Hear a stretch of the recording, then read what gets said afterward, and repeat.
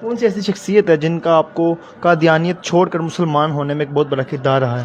میں نے سب سے زیادہ جو سنا ہے وہ عرفان برق صاحب، اس کے علاوہ میں نے انجینئر صاحب کو بھی کافی سنا ہے، ان کے لیکچرز وغیرہ کو بھی میں نے سنا ہے، جن کی باتیں لاجیکل بھی لگیں اور ان کی باتیں ایسی تھی کہ دل میں اترتی تھیں۔ وہ یہ تھا کہ انجینئر صاحب سے ملنا تھوڑا مشکل تھا، یہ تھا کہ اس کی دیت دسترس میں جلدی آ گئے۔ ان سے بھی آپ کی جلد ملاقات ہاں، ہوئی؟ تو بس یہ دو پرسنالٹیز تھیں جو میجر جو ہے میرے چینج کا باعث۔ صحابہ کا بغض اور قادیانیوں کا ایسا سہولت کار ہے، اور قادیانیوں کا ایسا سہولت کار ہے، اور قادیانیوں کا ایسا سہولت کار ہے۔ معزز سامعین گرامی قدر، مرزا ثانی جیسے لوگ مرزا اول کذاب کے روحانی افکاری فکری جانشین ہوتے ہیں۔ تمام بریلوی، دیوبندی، واپی، شیعہ ایسے ہو گئے ہیں، اجماع ہو گیا ہے مرزا جونیئر کے بارے میں، تمام کی ایک ہی زبان ہے کہ یہ بندہ مسلمان نہیں ہے، اس کا یہ دائرہ اسلام سے خارج ہے، یہ مرزا سینئر کے طرز عمل کے اوپر یہ تبلیغ کر رہا ہے، اسلام کے ساتھ اس کا کوئی تعلق واسطہ نہیں ہے۔ اور اللہ کے فضل سے ہماری اس پلیٹ فارم کی دعوت سے کئی قادیانیوں نے اسلام قبول کیا، اور وہ صرف اس وجہ سے کیا چونکہ میں نے چندے نہیں اکٹھے کرنے ہوتے کہ ایک قادیانی کو مسلمان کر کے پہلے بریلویوں کے پاس وہ جاتا ہے، وہاں مسلمان ہوتا ہے، پھر وہی کچھ عرصے بعد دیوبندیوں کے پاس جا کے مسلمان ہو رہا ہوتا ہے تاکہ ادھر کا چندہ ادھر سے ڈیوائیڈ کرے، ادھر کا ادھر سے سارا ہوتا ہے۔ یہ کام ہم نے کرنا نہیں ہوتا، ورنہ میں لا کے یہاں ویڈیو بنانی شروع کر دوں۔ ان کو یہی چیز اٹریکٹ کی ہے کہ جو ہمیں جھوٹے سہارے تصوف کی عبارتوں کے اوپر دیے ہوئے تھے، کوئی بندہ تو آیا جس نے صوفیاء کو بھی اور غلام احمد قادیانی دجال کو بھی دونوں کے غلط نظریات کو غلط کہا ہے۔ یہ چیز نے لوگوں کو اٹریکٹ کیا۔ اگر آپ نہیں کریں گے تو میرے بھائی اب تو پڑھی لکھی دنیا ہے، اب یہ جو آپ کی بھیڑ بکریاں وہ تو آستہ یہ آلموسٹ ختم ہونے والی ہیں، 50 60 سال کی تو ہو چکے ہیں ان کے بھیڑ بکریاں جو ہے۔ اب تو جو آگے نوجوان نسل ہے وہ تو یوٹیوب کو دیکھتی ہے اور اپنی عقل بھی استعمال کرتی ہے، تو آپ کی اولادیں تو یہ بات نہیں قبول کریں گی، تو آپ کر لیں جس طرح وہ کہندے نے خادم رضوی صاحب، پیڑ پا کے ویکھ لو، تو پیڑ پا لے، ایسی علمی پیڑ پایا ہے، آ جاؤ تسی بھی اپنا مقدمہ رکھو، میں بھی رکھنا۔ ان باتوں کو جھگڑا بنانا، اس طرح کی چھوٹی چھوٹی نیٹی گریٹیز کو پکڑنا اور پھر اس کو ہنگامہ کھڑا کرنا، میں اس میں بہت لیول تک آگے جا سکتا ہوں، لیکن میں ان اٹینڈڈ ان چیزوں کو چھوڑتا ہوں، اس لیے کہ بھئی اصولی باتوں کو طے کریں۔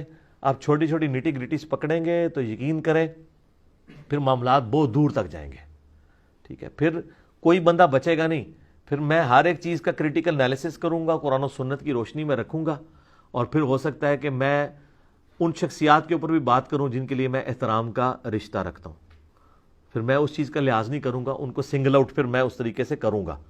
لیکن چونکہ میں آلریڈی کشف الہام کے بارے میں جو میرا موقف ہے کتاب و سنت کے دلائل کی روشنی میں وہ موجود ہے، وہ آپ دیکھ لیں تو آپ کو پتہ چل جائے گا کیا صورتحال ہے۔ پچھلے دنوں آپ نے دیکھا ہے قادیانیوں کے حوالے سے کتنا ہنگامہ لوگوں نے کھڑا کیا ہوا تھا میرے حوالے سے کہ جی یہ قادیانیوں کے لیے نرم گوشہ رکھتا ہے۔ میں غامدی صاحب والی بات کروں گا کہ میں دنیا پہ بسنے والے ہر اس شخص کے لیے نرم گوشہ رکھتا ہوں جسے موت نہیں آئی۔ میرے پیغمبر نے مجھے یہی سکھایا کہ مرنے سے پہلے ترمذی کی حدیث ہے، موت کے غرغرے سے پہلے توبہ قبول ہے۔ تو میں تو دائی ہوں، میں ہر اس شخص کے ساتھ نرم گوشہ رکھوں گا کہ جس کے اندر تھوڑی سی دین کی تڑپ موجود ہے۔ ہاں، میں اس کے عقائد اور نظریات کے ساتھ ضرور نفرت کر سکتا ہوں، ایز اے ہیومن بینگ میں کسی کے ساتھ نفرت نہیں کر سکتا۔ آپ دیکھیں اب اس بات کے اوپر بحث کرنا کہ جی انجینئر صاحب کا قادیانیوں کے بارے میں کیا موقف ہے، وہ نرم گوشہ رکھتے ہیں۔ جب میں نے قادیانیوں کو کافر ڈکلیئر کر دیا، اب پیچھے کیا نرم گوشہ رہ گیا؟ آپ کہتے ہیں جی آپ اس کو کافر کہہ رہے ہیں تو آپ کہتے ہیں وہ 6 اور 7ویں گھاٹی کے درمیان ہوگا، جبکہ میرے نزدیک وہ 7ویں گھاٹی میں ہوگا۔ یار ایک اور بندہ آ جاتا ہے وہ کہتا ہے نہیں قادیانی میرے نزدیک جو ہے دوزخ کی پہلی گھاٹی میں ہوگا، اینڈ رزلٹ تو سیم ہے، سارے دوزخ ہی مان رہے ہیں۔ یہ جزیات ہے نا، یہ وہی ہے جی صحابہ کہف کے کتے کا رنگ جو ہے کالا تھا یا سرخ تھا، لڑتے رہو تو آ کے منگول تو چک کے پرے سٹن گے۔ بغداد کی سلطنت انہوں نے اٹھائی ہے تو اس وقت مولوی یہی ویسے کر رہے تھے نا کہ صحابہ کہف کے کتے کا رنگ کیا تھا، منگولا نے کیا تو ہم دسنے کہڑا رنگ سی، تہاڈا بھی رنگ پنگ پانے تہاڈی کتاباں نو پہلے دجلے سٹ کے دجلہ نو کالا کریں گے، پھر تہاڈے خون نال دجلہ نو ریڈ کریں گے، اور تمہیں پتہ لگ جائے بھی کالا بھی رنگ کیتا جائے تو ریڈ بھی کر دیتا جائے، سامو یہی کچھ ہوا ہے نا۔ کتنے بڑے بڑے اولیاء اللہ ہیں جن کو یہ کہتے ہیں وہ تاتاریوں کے ہاتھ قتل ہوئے، یہ فرید الدین اتار ہیں جو جنہوں نے تذکرۃ الاولیاء لکھی ہے، ان کو تاتاریوں نے مارا ہے. آپ ان کی کتاب کے شروع میں تعارف پڑھ لیں، 627 ہجری میں تاتاریوں نے انہیں قتل کیا. کوئی نگاہ مار کے تاتاری نہیں غائب کر سکے. یہ تاتاری تو غائب ہی نہیں سن ہوندے، ان تو نہیں سن ہوندے غائب ہونا. ٹھیک ہے نا، یہ بڑی بڑی ازمائش. اس زمانے کا کرونا سی تاتاری سمجھ لو. جس طرح ہن کرونا نہیں قابو آ رہا ہے بزرگاں نے، تاتاری بھی نہیں کسی تے قابو آئے.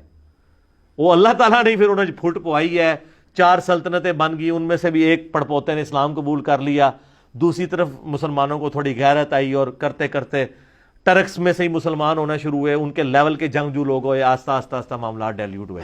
ادروائز 100-150 سال جو انہوں نے بزرگان دین کے ساتھ کر دیا ہے اور جو ہمارے بڑے بڑے بہادروں کے ساتھ کر دیا ہے، وہ تو تاریخ شرمندہ ہے.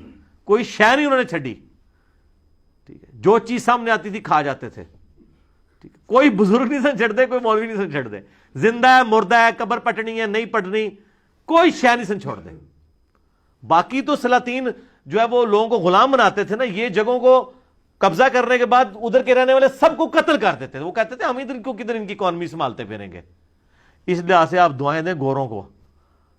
70-80 سال کی حکومت کر گئے، آپ کو نہری نظام اور ریلوے کی پٹری دے گئے ہیں جو آج تک چل رہی ہے. اگر یہ منگولوں کی حکومت ہوتی وہ 800 سال تک بھی حکومت کرتے، کچھ بھی نہیں تھا دینا، کیونکہ انہوں نے آپ کو مار دینا تھا. آپ کے آباء و اجداد کو خود ہی رہتے تھے. اتنی وحشی قوم تھی یہ. تو یہ مطلب بات کہاں سے کہاں نکل گئی. اس طرح کے جب ایشوز آ رہے ہوتے ہیں نا، میرے اوپر کلپ کو بناتے ہیں نا، مہربانی کیا کریں میرے اوپر، مجھے آزمائش میں نہ ڈالیں. یہ قادیانیوں کے حوالے سے بھی کچھ لوگوں نے بڑا فتنہ کھڑا کیا اور وہ ایکسپیکٹ کر رہے تھے میں اس کے اوپر بولوں گا. مجھے ضرورت نہیں میرے بھائی، میں نے اپنا موقف دے دیا. اگر آپ اس موقف کے ساتھ ایگری نہیں کرتے تو آپ کا رائٹ ہے. لیکن اس کے اوپر کسی شخص کے بارے میں یہ کہنا کہ وہ قادیانی نواز ہو گیا یا وہ شخص یہود و نصارہ کا ایجنٹ ہے، یہ بات بالکل غلط ہے. جب میں ان کو کافر سمجھتا ہوں بات ختم ہوگی. اللہ تعالیٰ سے دعا ہے جو حق بات میں نے کہی اللہ تعالیٰ ہمارے دلوں میں راسخ فرمائے، اور جذبات میں اگر میرے منہ سے کوئی غلط بات نکل گئی تو اللہ تعالیٰ ہمارے دلوں سے ہی معاف کر دے. ہمیں کتاب و سنت کی تعلیمات پر عمل کر کے دوسرے بھائیوں تک پہنچانے کی توفیق عطا فرمائے. سبحانک اللہم و بحمدک، اشہد ان لا الہ الا انت، استغفرک و اتوب الیک، وما علینا الا البلاغ المبین. جزاکم اللہ خیرا.